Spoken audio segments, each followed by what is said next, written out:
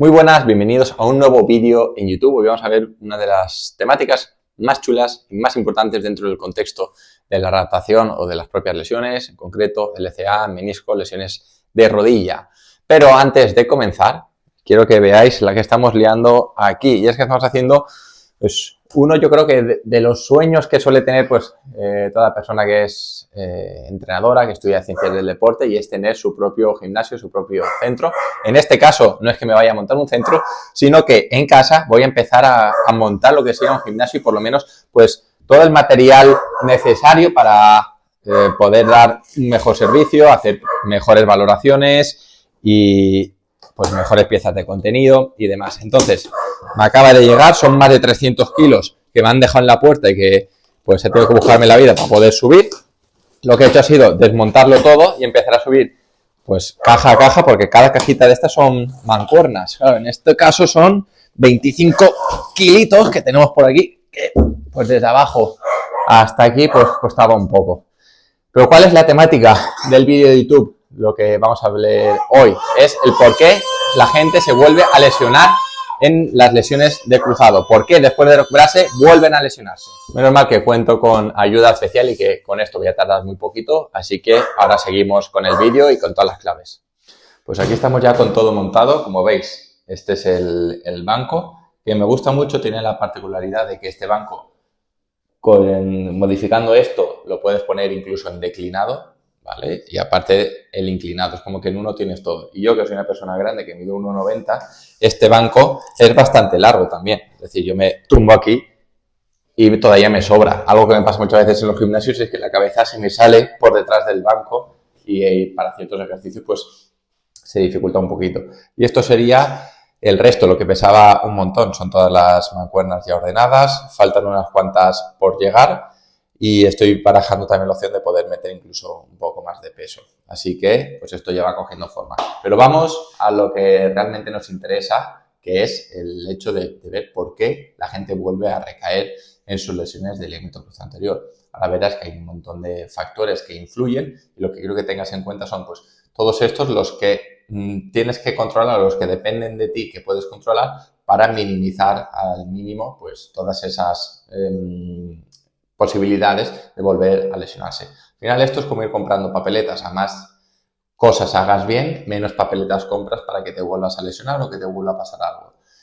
Y a peor rehabilitación hagas, depende también un poquito del contexto y todo eso, pues es como que más papeletas vas a comprar para que pasen cosas. Cuando no cumples, por ejemplo, los tiempos ni los criterios a nivel funcional, te pasas la progresión por el forro, haces cosas sin un sentido, sin una progresión como tal, pues muchas veces pues esas papeletas que tú vas comprando, por ejemplo, ahora que se acerca la Navidad, pues como que vas comprando más décimos de lotería y más posibilidades tienes de que te pase. Lo que pasa es que con la rodilla, tú ya, por el hecho de haberte lesionado y de haberte operado, ya partes con un número de papeletas bastante grandes de que pase algo.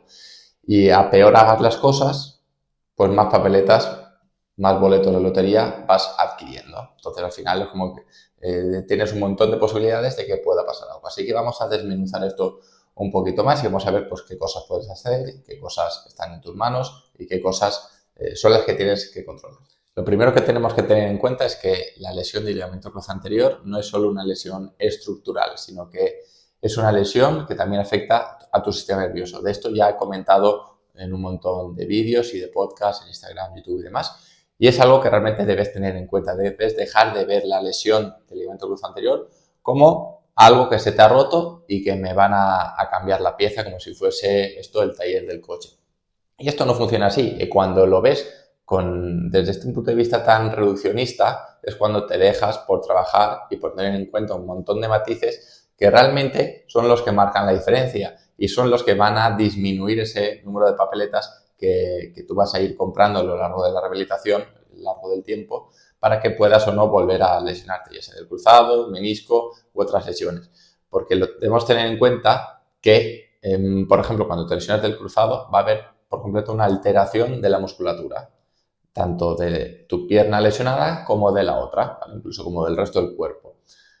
A nivel propioceptivo todo va a cambiar. Toda esa información que le llega al cerebro sobre lo que pasa en la rodilla y sobre cómo debe trabajar la musculatura, esto se modifica. Al modificarse, pues la musculatura como que es más susceptible y más sensible a todo lo que pasa. No va a tener capacidad de reaccionar y de proteger tan rápido. Por tanto, esto a medio y largo plazo, si no se trabaja bien, se va a incrementar todavía más porque es más tiempo donde las cosas no están trabajando como deberían. Por eso, con estrategias desde el primer momento, incluso a nivel preoperatorio y postoperatorio, haciendo las cosas como tocan y empezando desde el día 1, pues todo esto lo vas a minimizar. Un error que veo muchísimo, y este sería la primera cosa que debes tener en cuenta, es comenzar el día mismo de la operación, ¿vale? El error que veo es que la gente tarda unos cuantos días, unas cuantas semanas en comenzar. Muchas veces por desconocimiento, porque no tienen la información necesaria, porque el trauma les ha dicho que se espera a lo mejor 3 semanas para iniciar la rehabilitación, pero muchas veces ese espérate a hacer la rehabilitación es porque el trauma tiene en mente una rehabilitación más al uso de empezar a hacer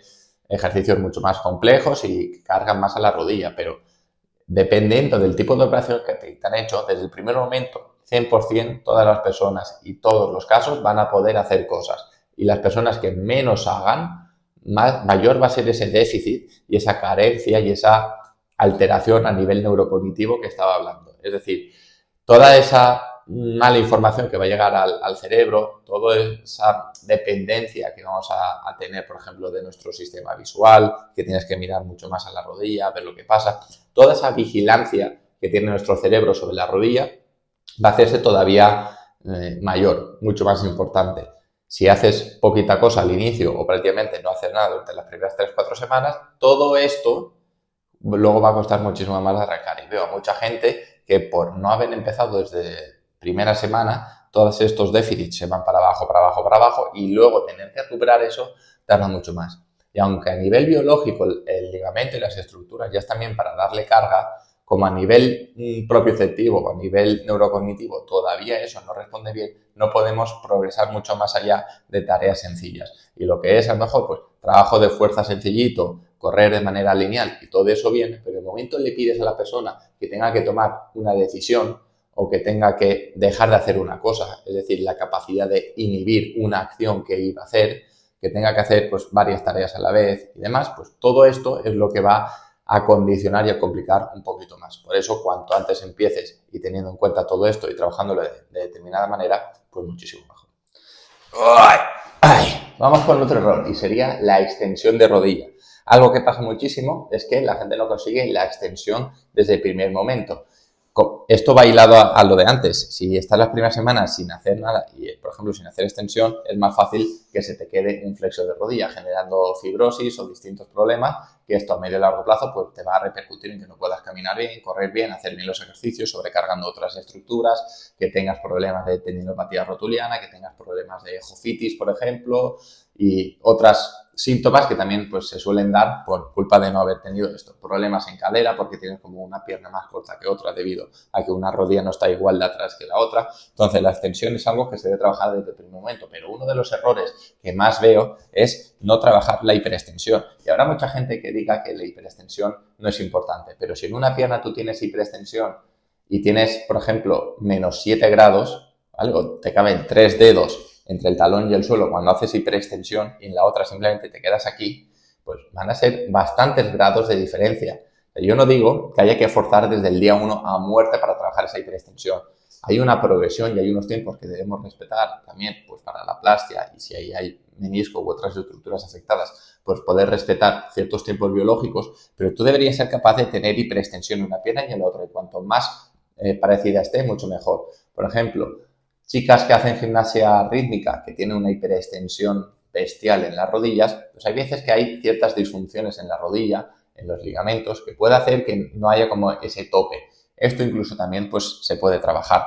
Pero lo que no podemos hacer es que una pierna esté así y que la otra esté con hiperextensión, con un montón de grados negativos, porque esto también te va a condicionar. Y el hecho de no tener hiperextensión, el cuerpo, cuando empiezas a meter un poquito más de caña, tiende muchas veces como a perder algún grado, especialmente después de hacer ejercicios, de correr, de darle fuerza, impactos y demás. Entonces, si tú llevas con la extensión justita y le metes carga y luego, por ejemplo, no la integras, no la trabajas más, pues ese gradito, 2 grados que has recuperado a nivel de flexo, te van a perjudicar. Y si luego sigues trabajando o eres una persona que trabaja mucho tiempo sentada en oficina y demás, pues todo esto va a repercutir. Así que la extensión bien trabajadita desde el primer día y dándole una continuidad y una integración al resto. Y otro error sería dejarse la rehabilitación a medias. ¿Cuánto tiempo tiene que pasar para tener una rehabilitación completa? Pues esto dependerá mucho de cada persona, pero no antes de un año. Va a ser muy difícil que antes de un año una persona realmente esté bien y con garantías. ¿Que puede volver a competir con 8, 9, 10, 11 meses? Sí, porque muchos de mis deportistas que juegan a fútbol, a baloncesto, tenis, pádel y todo eso, con 7, 8, 9, 10 meses, depende del deporte, vuelven a competir. Ahora bien, hay que tener en cuenta ciertas cosas. Que tú vuelvas a competir no quiere decir que la rehabilitación esté ya hecha. Ya vemos que a nivel biológico, la ligamentización, que es el proceso de cambiar ese tendón que te han puesto a modo de plastia en que se convierta en ligamento, que además nunca se hará igual que el ligamento original, tarda de 1,5 a 2 años, ¿vale? Más tirando hacia los 2 años. Entonces, a nivel biológico ya sabemos que hay 2 años. Sabemos que todas las alteraciones neurocognitivas que estaba comentando, pues todo esto va a tardar también bastante tiempo en cómo volver a integrarse y que vuelva a ser estable. Sabemos que hay un montón de déficits a nivel, por ejemplo, de RFD, de fuerza de isquios, de fuerza de cuádriceps, depende de donde cojan pues la plastia, todo esto va a repercutir y vamos a necesitar de bastante tiempo para que todas esas asimetrías que se han producido que se reduzcan al mínimo, porque asimetrías vas a tener por todos lados y en casi cualquier cosa que hagas. Dependiendo del deporte en el que hagas, pues muchas veces se incidirá más en unas cosas u otras, pero tú tienes que tener una rodilla funcional en el sentido de que pueda responder bien ante cualquier situación, en cualquier contexto, en cualquier deporte. Y eso es muchas veces lo que yo intento transmitir. Aunque tú vayas a correr por montaña, tú tienes que ser capaz de meter buenos cambios de dirección, tienes que ser capaz de tomar buenas decisiones y buenas acciones, de ser capaz de inhibir, de poder hacer varias cosas a la vez, de poder, por ejemplo, volver a jugar a fútbol, a pádel y demás, porque si eres una persona joven, que es lo que suele pasar en las personas que se sueñan del cruzado, es que tú no puedes ya condicionar el resto de tu vida, porque con 20, 25 años estás operado del cruzado, a ya no volver a jugar a fútbol, pádel y demás, porque no has hecho una rehabilitación para ello. Y a más tiempo pase donde tú no trabajes todas estas cosas, más difícil será luego que tú te pongas a ello. Entonces, a lo mejor pasan 3, 4, 5 años de tu operación y dices, pues ahora me apetece echar una pachanga de fútbol. Y te pones a jugar a fútbol y ves que la rodilla no está. Y te da algún aviso. Y se te inflama y te duele. Y entonces te entra miedo. Y ya no lo haces. Y tienes 30 años, te quedan un montón de años todavía de actividad física y de ser activo, de practicar deporte, y ya vives condicionado por no haber hecho una rehabilitación como tocaba desde el primer momento. Entonces, tómatelo con calma. Esto es una carrera a medio y largo plazo. Tenemos que ver y velar por la salud de la rodilla a largo plazo, que llegues y que llegue bien la rodilla cuando tú seas mayor. Al final, poca gente que vea esto es muy probable que sea deportista de élite y que vaya a anteponer la salud y la salud de la rodilla respecto al rendimiento. Entonces, es algo que debes tener en cuenta y que debes pensar. Ve con calma, especialmente si eres un deportista a nivel amateur o que compites en categorías un poco más inferiores. O sea, no te acojas a los plazos de un deportista profesional y no te dejes tampoco en la rehabilitación a medias, como comentaba. Llévalo todo hasta el final, recupérate bien, que tú puedes estar compitiendo y puedes seguir trabajando otras cosas, ¿vale? Esto es así, llega un punto en el que se integra, en el que compites y sigues puliendo a lo mejor otras cosas. A lo mejor eres runner de trail de montaña y por otro lado seguimos dando dosis de otro tipo de estímulos que también va a ser interesante y que la rodilla tiene que ser capaz de hacer, ¿vale? Por cierto, dime qué te parece el mancuernero, pues todas las mancuernas, el banco.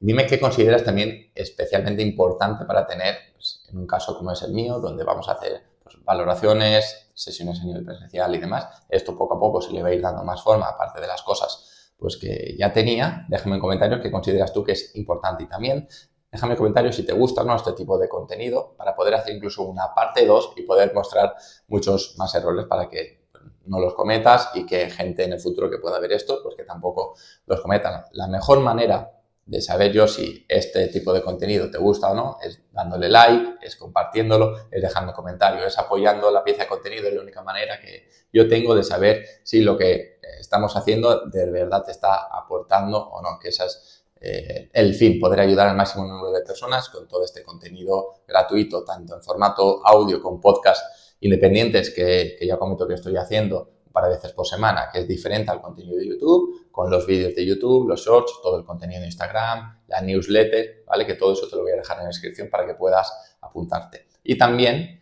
si quieres que sea yo quien te ayude en tu proceso de rehabilitación de rodilla, de LCA, de menisco rotuliano y demás, vas a tener aquí abajo también el link para que me puedas contar tu caso más a fondo. Vas a tener mi WhatsApp personal para que me cuentes pues cuándo empezó tu lesión, cómo te sientes a día de hoy, qué tienes exactamente y de esta manera pues podamos valorar todo y comenzar lo antes posible.